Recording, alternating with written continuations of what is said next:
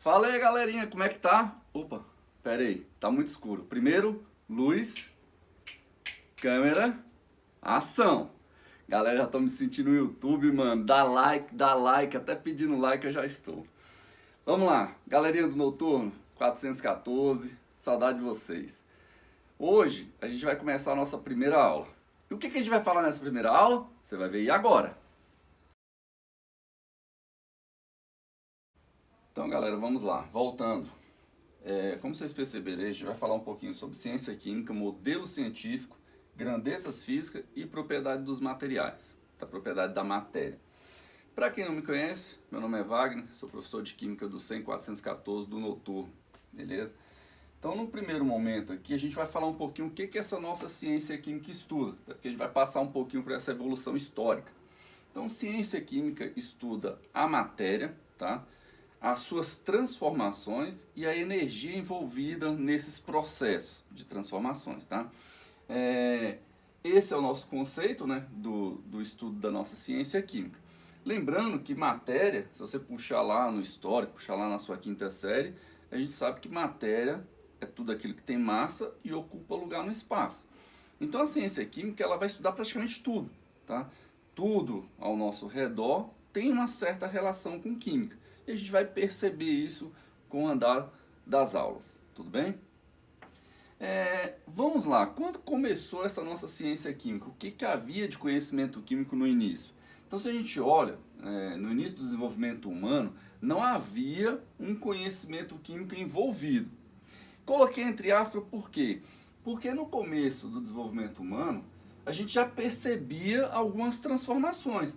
Se você observar no slide, para satisfazer essas necessidades iniciais da humanidade, tanto para caça, para alimentação, o homem já começava a fazer algumas transformações dos materiais. Então ele pegava pedra, pegava pedaço de metal e começava a trabalhar, a manipular esses materiais para satisfazer a sua necessidade naquele momento. Então ele começava a fazer foice de pedra, faca, talheres, tá? Isso a gente já vê desde os primórdios, essa transformação, tudo bem? Se a gente olha depois, entrando na matéria, a gente tem o nosso primeiro conceito da composição da matéria, começou lá na filosofia.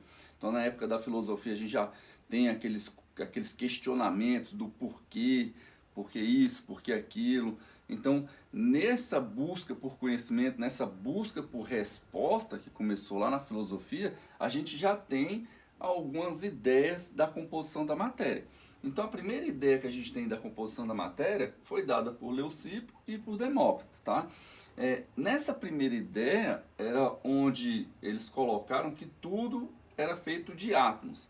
E átomo significa não divisível. Então, para eles, a matéria era formada por uma partícula extremamente pequena que é indivisível, tá? Chamada de átomo.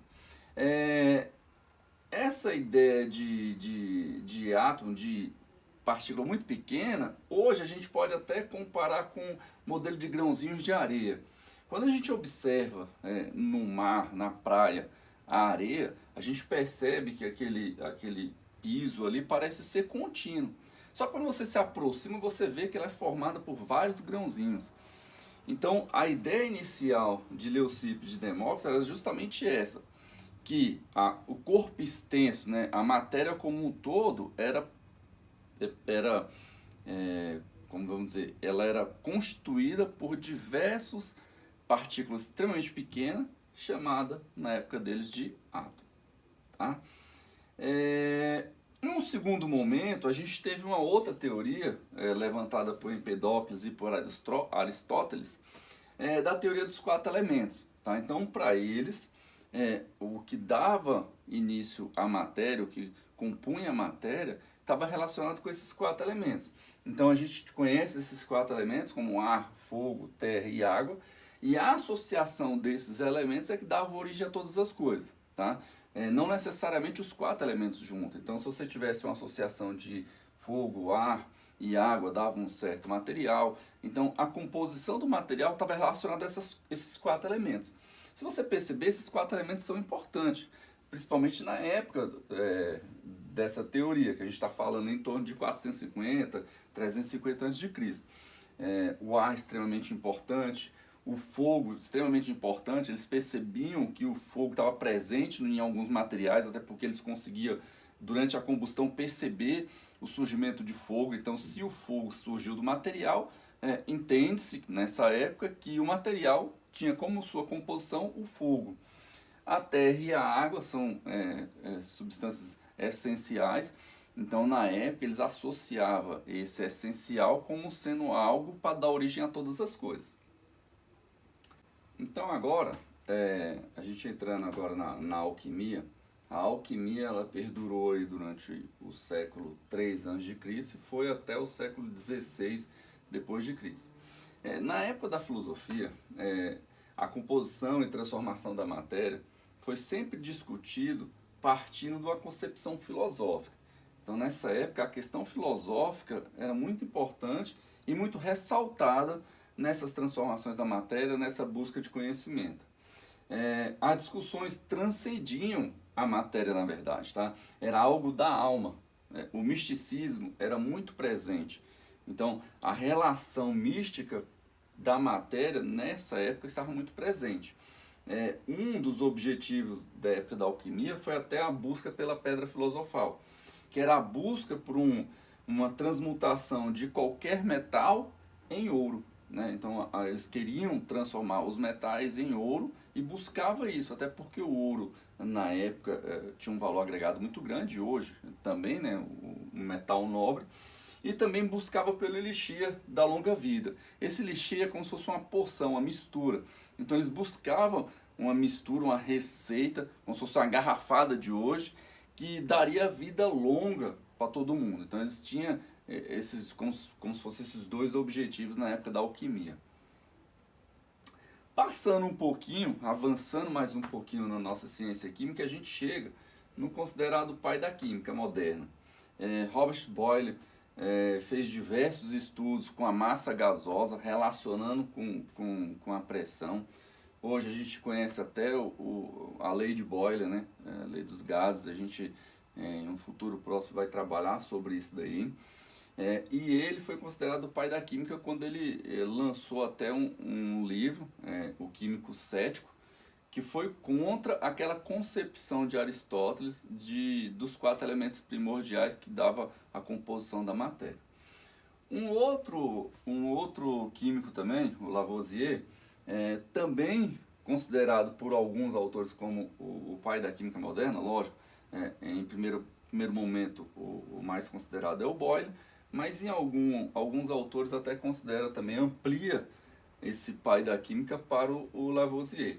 Lavoisier fez vários experimentos considerando a massa, conservação da massa, e hoje a gente tem a lei de conservação da massa, a nossa primeira lei de conservação da massa, que foi feita por Lavoisier, onde ele fez vários experimentos usando o equipamento de Lavoisier, onde ele fazia combustão, calcinava materiais, e ele percebia que a massa desses materiais se conservava em um ambiente controlado.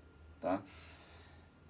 Passando mais um pouquinho, a gente vem para a nossa química de hoje. Qual a importância da nossa química de hoje? A química de hoje é importante justamente para ligar a ciência, a tecnologia e a sociedade. A gente percebeu lá no comecinho que a busca pela ciência, já nos primórdios, era de satisfação da humanidade. Hoje a nossa ciência também busca isso, satisfação da humanidade. Então hoje a gente tem até um exemplo, essa imagem representa um pouco da nanotecnologia. Nanotecnologia, a gente está falando em materiais com tamanho de 10 a menos 9, né, que é nanômetro, é 10 a menos 9, que significa 1 bilionésimo do metro. Então a gente está falando de coisa extremamente pequena. E os materiais, quando ele é transformado ou trazido para esse tamanho, ele se comporta de forma diferente do que quando ele está num tamanho tradicional, vamos dizer assim, num tamanho normal. Então, quando você reduz muito a escala de certos materiais, ele começa a apresentar propriedades específicas diferentes. Então, essas propriedades passam a ser utilizadas dentro da nanotecnologia para aprofundar o conhecimento tanto na área da química, como na área de engenharia, como em várias áreas. Tá? A gente tem até um exemplo, na parte de eletrônica, a gente consegue chip extremamente pequeno. Hoje a gente consegue uma miniatura de chip. Você não tem mais aquele chip que era desse tamanho, hoje em dia o chip é pequenininho, hoje em dia um chip já cabe praticamente na ponta do seu dedo. Esse exemplo aqui, na verdade, é um dispositivo ultrassônico. É um dispositivo que você consegue detectar bloqueio coronário em uma pessoa. Então esse elemento ultrassônico, esse dispositivo é colocado na corrente sanguínea e ele consegue identificar barreira, identificar bloqueio e emitir sinais para um detector externo e identificar se a coronária do paciente está afetada ou não. Tá? Outro exemplo que a gente coloca aqui é um exemplo de medicamentos controlados. Praticamente todos os medicamentos têm contraindicações. Né? Então a gente tem alguns medicamentos que, se você focar ele somente naquela célula que está, exemplo, cancerígena, isso aqui é muito usado principalmente para tratamento de câncer. Quando você vai administrar um medicamento para uma pessoa que está fazendo um tratamento de câncer, esse medicamento ele acaba afetando não só a célula doente, mas também as células que estão ao redor, as células saudáveis. Quando você começa a incorporar nesse medicamento nanopartícula magnética ou outros mecanismos de direcionamento desse fármaco, você consegue levar esse medicamento diretamente para a célula cancerígena e nesse direcionamento você evita um monte de como é que eu vou falar? Galera, esse tipo de medicamento, que é um medicamento onde o fármaco é associado a algum mecanismo de direcionamento, exemplo, ele pode ser associado a nanopartículas magnéticas. A nanopartícula magnética ela pode ser direcionada por um campo externo e você direciona esse fármaco para ser liberado somente onde você quer, somente na célula cancerígena. Então, se você leva o fármaco direto para o local que você quer trabalhar, você já evita que esse fármaco se espalhe pelo corpo. Então você direciona, você pode até reduzir questão de dose, porque a dose ela vai ser direcionada para a célula cancerígena. Então aqui você diminui muito aquele risco durante o tratamento, você reduz a questão dos problemas que ocorrem com essa medicação, até porque é uma medicação um pouco mais agressiva, então a gente consegue minimizar essa agressão dentro do organismo. Então, eu citei só alguns aqui, eu até sugiro você, ei, presta atenção, tô vendo que você está distraindo, olha aqui, ó. Eu até sugiro você a dar uma olhadinha, tá? Pesquisa aí a aplicação da nanotecnologia, pesquisa sobre nanotecnologia. Nanotecnologia é um universo gigante, tá? Um universo gigante que vai despertar o seu interesse pelo estudo, tá? Eu sugiro você buscar isso aí no YouTube, buscar informação quanto à nanotecnologia e a aplicação desses novos materiais. Tá? Passando mais um pouquinho, agora a gente vai entrar na parte de modelo científico, né? Porque quando a gente está dentro da ciência, o estudo dentro da ciência ele tem algumas regras. Porque a gente sabe que o senso comum consegue estudar algumas coisas, né? A gente tem conhecimento dentro do senso comum. Só que o conhecimento dentro da ciência é um pouco diferenciado. Às vezes a ciência até usa um conhecimento do senso comum, né? Exemplo, um chazinho que a sua avó te indicou, isso é um conhecimento do senso comum. Ela não fez pesquisa, não fez testes para descobrir aquele chazinho. Às vezes foi passado ali de geração em geração, isso é o conhecimento que é adquirido dentro do cotidiano, que é o conhecimento dentro do senso comum. Dentro da ciência, a gente pode até usar esse conhecimento do senso comum, só que quando você puxa isso para dentro da ciência, você tem que seguir certas regras. Então, método científico é um conjunto de procedimentos que propõe, para propor explicações para fenômenos, constituição e formação dos materiais. Então, se eu quero explicar um certo fenômeno, se eu quero explicar como que é formado um certo material, ou qual é a composição desse certo material, eu tenho que seguir algumas regras dentro da ciência química. E essas regras passam primeiro pelo fato da observação. Então, o primeiro ponto da ciência, dentro do método científico, é a observação. Só que não é uma observação simples, não é uma observação de só olhar, é uma observação crítica, é uma observação de se questionar, uma observação de olhar com um olhar crítico, olhar ao redor, não só naquele material, então você fazer um olhar amplo, uma observação ampla. Num segundo momento, você vai começar a elaborar alguns problemas. Ah, por que isso? Por que aquilo? É onde você vai conseguir ampliar essa sua observação e vai conseguir artifícios e conseguir respostas para você conseguir responder aquele certo fenômeno ou explicar aquele certo fenômeno. Num segundo momento você vai levantar, num segundo momento não, desculpa, na verdade um terceiro momento a gente vai levantar as hipóteses. Aqui a gente começou a problematizar, por que disso, por que daquilo. E aqui nas hipóteses você vai começar a dar as respostas. Será que é por conta disso? Será que é por conta disso? Isso só pode ser por conta daquilo, né? E aí essas hipóteses, elas vão ser questionadas novamente nas experimentações. Então, eu observo, vou fazer algumas perguntas, vou lançar algumas hipóteses, que é como se fossem as respostas dessas perguntas, tá? Pode ser isso, pode ser aquilo, né? Exemplo, uma árvore caiu aqui no condomínio onde eu moro. Se essa árvore caiu, a gente vai observar. A árvore caiu porque teve uma ventania aqui. Então, esses questionamentos e essas hipóteses, ela vem nesse momento. Só que aí não basta só levantar as hipóteses, né? Lembrando que as hipóteses não são todas verdadeiras. Às vezes pode ser levantadas hipóteses que não é verdadeira. Então a hipótese às vezes é uma hipótese totalmente fora da realidade e ela vai ser descartada. Ela não está fechada ainda a ciência não acaba aqui. E aí você vem para a experimentação. Você vai experimentar para ver se essas perguntas e essas respostas, essas hipóteses vão ser respondidas nessa experimentação. A partir do momento que ela é respondida nessa experimentação, a gente começa a fazer a análise dos resultados. Se essa análise de resultados está seguindo uma problemática, está respondendo este questionamento e o experimento está provando isso, aí a gente começa a entrar naquele termo de conclusão.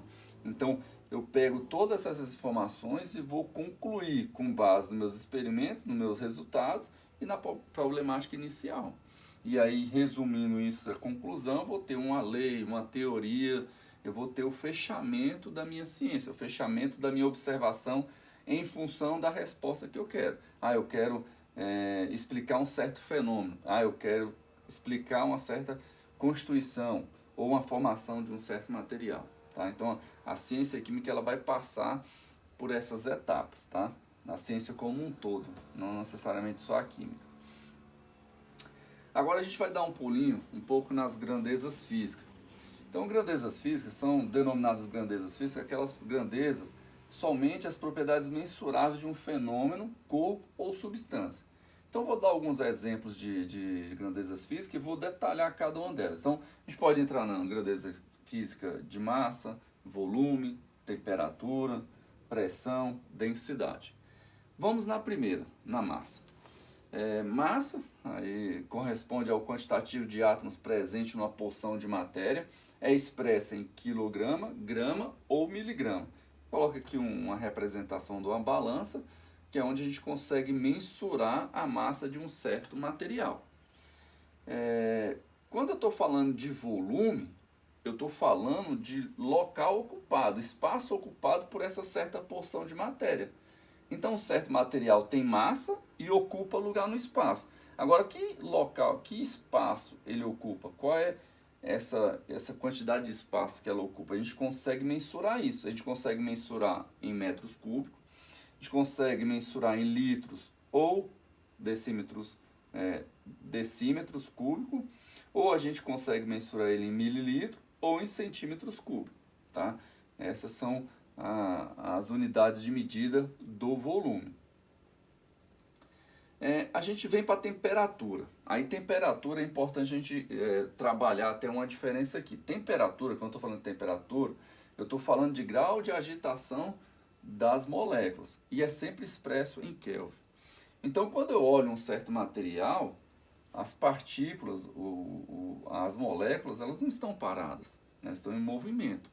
Então, quando eu estou falando que um material está com uma temperatura elevada, eu estou afirmando que o movimento dessas moléculas é maior do que quando eu comparo ele em uma temperatura menor. Tá? Por que eu tenho que expressar isso em Kelvin? Porque a gente tem uma temperatura mensurada aqui no Brasil em graus Celsius. Só que se a gente pegar o 0 graus Celsius, eu não tenho as minhas moléculas totalmente paradas, né? Tanto é que a gente tem temperaturas menores do que 0 grau. Então, o que seria o 0 grau? O 0 grau seria literalmente parar essas moléculas. Então, o 0 grau tem que ser lá no 0 Kelvin. Beleza? Então, o 0 Kelvin é aquele zero absoluto onde você chega ao ponto de parar o movimento das moléculas, tá? Então, você trabalhando em química, a gente vai ter que trabalhar com Kelvin. E aí a gente vai ter que usar essa expressãozinha aqui, tá? Essa expressãozinha, ela faz a transformação de temperatura em graus Celsius para Kelvin. Como é que eu faço? É fácil. Eu vou pegar a nossa temperatura mais 273,15 e esse somatório vai ser minha temperatura em Kelvin, tá? Lembrando, temperatura é diferente de calor, tá? De energia. Quando eu estou falando de calor e energia, eu estou falando da composição do material, a composição energética do material. Todo material tem energia e essa energia pode ser transformada em calor, pode ser transformada em calor. Exemplo, eu posso pegar um certo material, colocar ele em combustão. Ele vai liberar o quê? Energia em forma de calor. Beleza? Então essa equação, ela faz essa transformação em temperatura em graus Celsius para temperatura em Kelvin, tá? Então eu vou ter que usar essa expressão quando eu quiser trabalhar com temperatura dentro da química, porque eu tenho que trabalhar em Kelvin. E ela é fácil de calcular. Vamos a um exemplo aqui, ó. Vamos transformar 26 graus Celsius em Kelvin. Como que eu faço? A fórmula está fácil. É eu pegar esse 26 graus, colocar aqui e somar mais 273,15. Na química, na maioria dos exercícios, a gente vai trabalhar esse 273 desconsiderando esse 0,15. Tá? Você vai arredondar esse valor para 273. Então, dentro da disciplina, eu vou arredondar. A temperatura em Kelvin vai ser a temperatura em graus Celsius mais 273 simplesmente. Tá? Então, nesse caso, 26 graus. Eu vou pegar meus 26 graus, vou somar mais 273 e a gente tem a temperatura em Kelvin como 299. Tá? Então, quando você pega um certo material que ele está a 26 graus Celsius, na verdade ele está a 299 Kelvin, quando a gente quer mensurar a temperatura dele. Tudo bem? Vamos lá, pressão. A pressão é uma razão, uma divisão entre a força e a área de um certo material. Você expressa essa pressão em ATM, milímetros de mercúrio, quilopascal ou simplesmente pascal. Então, a expressão que traz essa pressão é dada por essa divisão, né? Essa razão, força por área. Eu vou colocar uma imagem aqui para a gente perceber o que essa força faz em uma certa área e a relação dela com uma certa altitude. Quando você pega um local onde a altitude é maior, a pressão atmosférica vai ser menor. Quando você pega um local onde a altitude é menor, a pressão atmosférica vai ser maior. Por quê? Porque a força exercida vai ser maior. Se você observar, a coluna de ar aqui é muito maior do que aqui. Se a coluna de ar aqui é muito maior, eu vou ter uma força maior aqui que vai gerar uma pressão maior. Tá? Então, quanto mais alto você estiver, menor será a pressão. Quanto mais baixo você estiver, maior será a pressão. Tá? Agora, como é que iniciou esse estudo para pressão? Como é que calculou e como é que surgiu essas relações aqui entre unidades? Um ATM, que a gente considera o nível do mar, né? 760 milímetros de mercúrio e 101,3 kPa. Torricelli fez esse experimento. Ele pegou um tubo de mercúrio, completo com mercúrio, um outro recipiente com mercúrio e inverteu esse mercúrio dentro desse mercúrio aqui. Quando ele fez isso, ele percebeu que o líquido escoou uma certa distância e depois ele estabilizou. Se a gente perceber, esse líquido escoou, só que chegou um momento que ele parou de escoar. Por quê? Porque tem uma outra força aqui contrapondo e dificultando a descida desse líquido. Então, a gente percebe nesse experimento e consegue comprovar que a pressão desse ambiente se igualou com a pressão dessa coluna de mercúrio. Por isso que a gente tem essa relação. Como essa altura aqui deu 76 centímetros, no cálculo a gente transforma esse centímetro para milímetro, então 76 centímetros passa a ser 760 milímetros de mercúrio, tá? Então esse 760 milímetros de mercúrio se igualou a 1 atm. E ele pode ser igualado a 101,3 kPa. Então quando você tiver que fazer alguma transformação dentro de um exercício, vai ter que usar essas relações. 1 atm é igual a 760, que pode ser igual, que pode ser não, que é igual a 101,3 kPa, tá?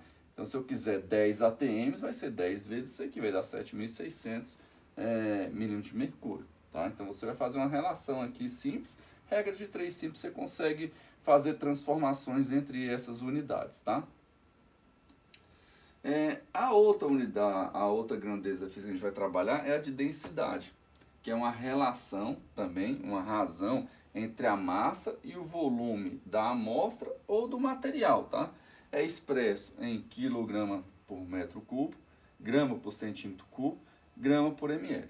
Tá? A unidade usual, né? Unidade usual é essa daqui, grama por centímetros cúbicos.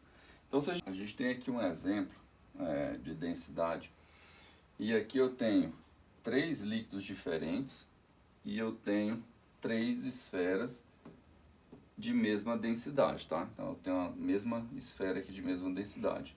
Agora, como é que a gente percebe qual é a densidade do líquido sendo referência às esferas?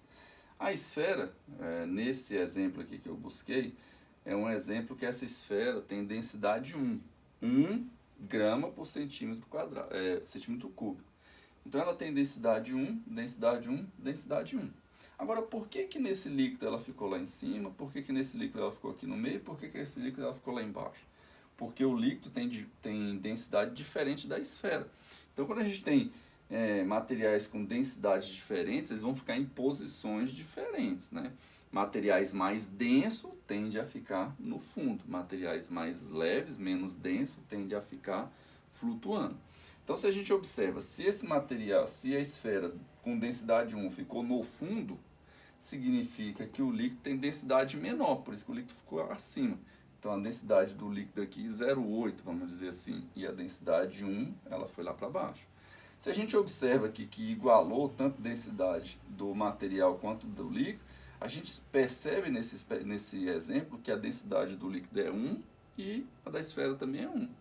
Quando eu olho aqui, a densidade do líquido tem que ser maior, porque a esfera flutuou. Se ela flutuou com densidade 1, quer dizer que o líquido tem densidade maior do que 1. Exemplo, poderia ser 1,2, 1,1.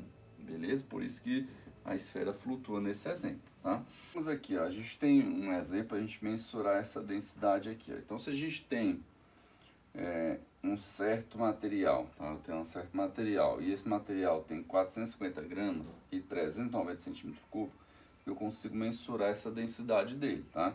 Como que eu vou mensurar essa densidade? Se eu tenho massa e volume, eu consigo saber a densidade usando essa expressão. Então a massa vem aqui em cima, o volume vem embaixo. Se a gente faz esse cálculo aí, 450 gramas dividido por 390 centímetros cúbicos, a gente chega a 1,15 gramas por centímetro cúbico. Beleza?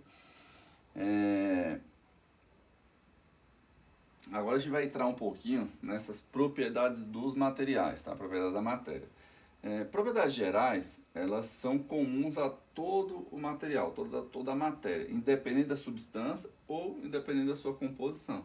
Então a gente tem algumas propriedades gerais que vai expressar algum valor ou alguma unidade de todos os materiais. Exemplo, a massa, representando aí pela balança, a gente consegue mensurar a massa de qualquer tipo de material.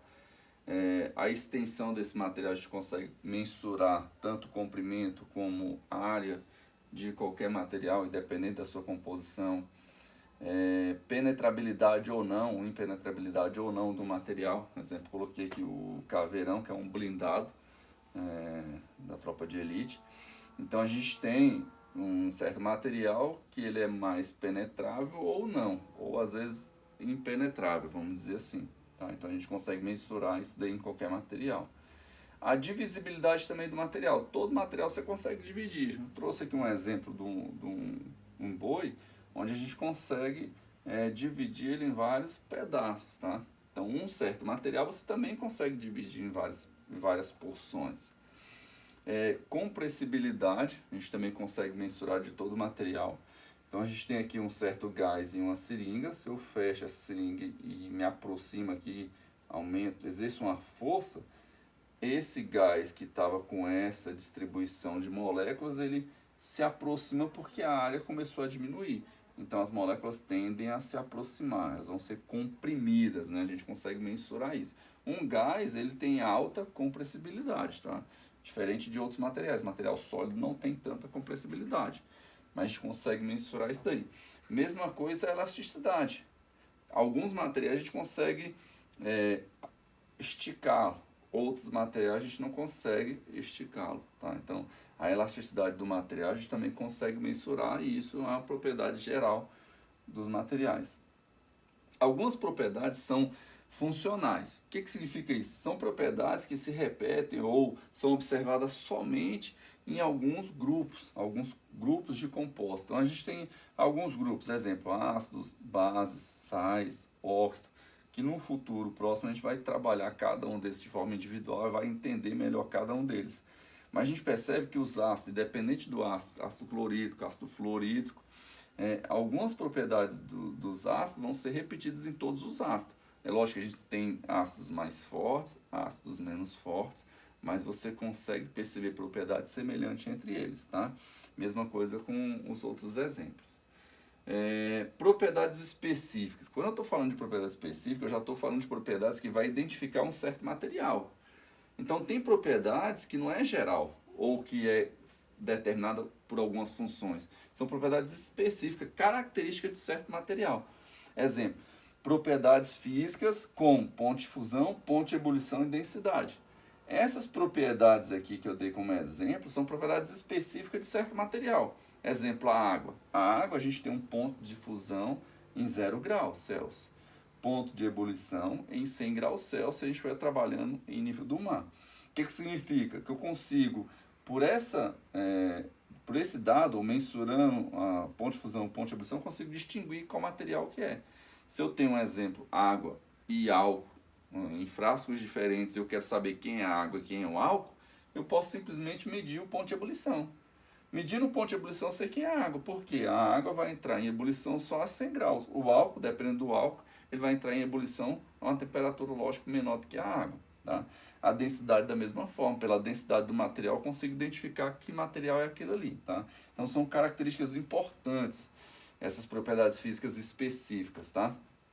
Outras propriedades também importantes são as organolépticas. Essas propriedades estão relacionadas com odor, sabor e cor. Então, pela cor, pelo sabor e pelo odor, você consegue já distinguir qual material que é, né?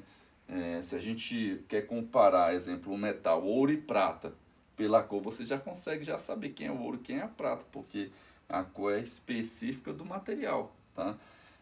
Algumas propriedades você consegue distinguir ela como propriedades químicas, que está relacionada a reações químicas, tá? Então tem propriedades que dependem de uma certa reação.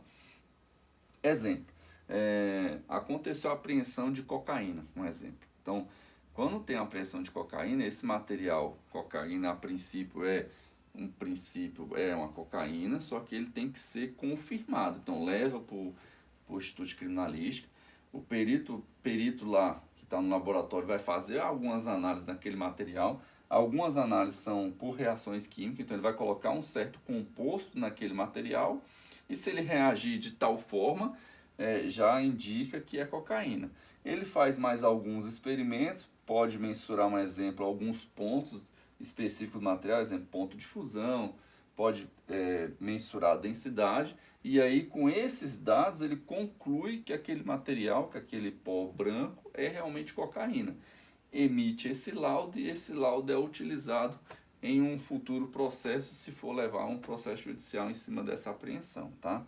Então, essas propriedades específicas são extremamente importantes quando a gente vai caracterizar o material, tá? E é sempre muito utilizado, principalmente quando você está trabalhando de perícia, de definição de qualidade de material, controle de qualidade dentro da indústria, tá? Todos esses controles de qualidade a gente usa essas propriedades específicas para eu saber se o meu material, se o meu composto está contaminado ou não, se ele foi adulterado ou não. Eu uso essas propriedades específicas, porque se ele for adulterado, vai modificar algumas propriedades específicas dele. Então eu consigo detectar se ele foi adulterado ou se ele veio contaminado. Às vezes eu comprei uma matéria-prima, essa matéria-prima veio contaminada.